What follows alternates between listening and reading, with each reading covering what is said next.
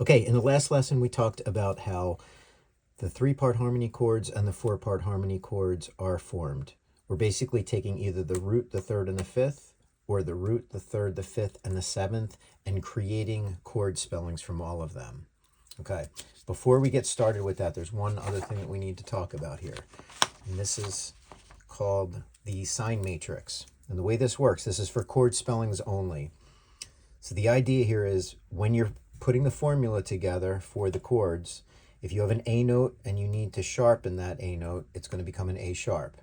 If you have an A note and you have to flatten that note, it's going to become an A flat. If you have an A sharp note and you have to flatten it, that flat sign cancels out this sharp sign, and then it's just going to become an A note. Likewise, the other way around, if you have an A flat note and you need to raise it up a half step with a sharp sign, then that's going to cancel it out and it's going to become an A note. So this column right here is the effect sign of whatever is happening with the sign and the note. When you get down here, if you have a flat, an A flat, and you still need to flatten that, it's going to become the A double flat. And then also over here, if you have an A sharp note and you have to sharpen that, it's going to become an A double sharp. That's the sign for that right there, where you wind up having an X with some dots around it. That's the double sharp sign. All right, next lesson we're going to start actually building these chords. We'll see you in the next one. Thanks.